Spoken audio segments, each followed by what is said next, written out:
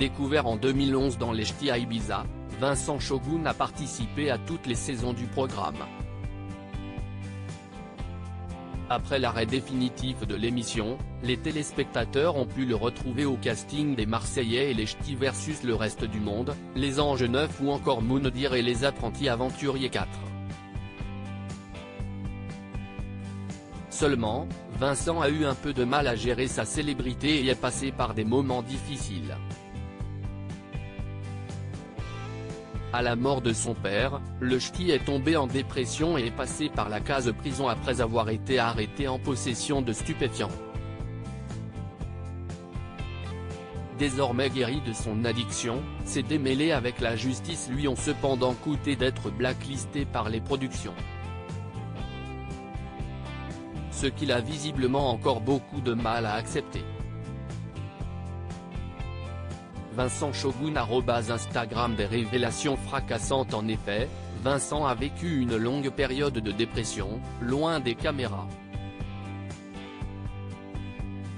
Il a toutefois retrouvé l'amour durant ces moments compliqués en la personne d'une dénommée Cléa, dont il semble très épris. Maintenant qu'il a pris un peu de recul, celui qui a été confondu avec Matt Pokora a décidé de raconter son histoire dans un livre, intitulé Au bout du tunnel. À cette occasion, il a bien voulu accorder une interview à Jérém Star, qui a été diffusée sur la chaîne YouTube du blogueur. Et l'ancien candidat, qui s'est dit chargé comme une dynamite à l'époque, n'a pas fait dans la langue de bois en évoquant son passé dans le milieu de la télé-réalité. « Je sais que je ne ferai plus de télé. J'étais addict à cette M2, j'étais addict. Je ne pouvais pas m'en passer, je ne pouvais pas sortir sans ça. C'était terrible », a admis Vincent Shogun, avant de balancer une information explosive: « J'ai déjà pris de la drogue avec un caméraman. » Une révélation qui a même surpris Jérém Star, pourtant habitué au scandale de la télé-réalité.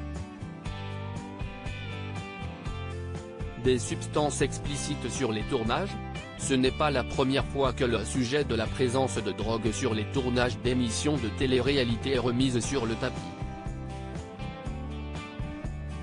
Plusieurs candidats ont été accusés d'en consommer lorsque les caméras ne tournaient plus.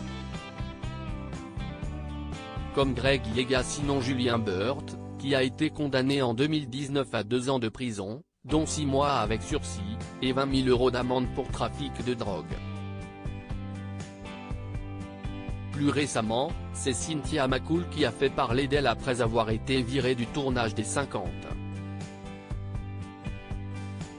La jeune femme aurait été surprise en train de fumer des joints, se croyant à l'abri des caméras.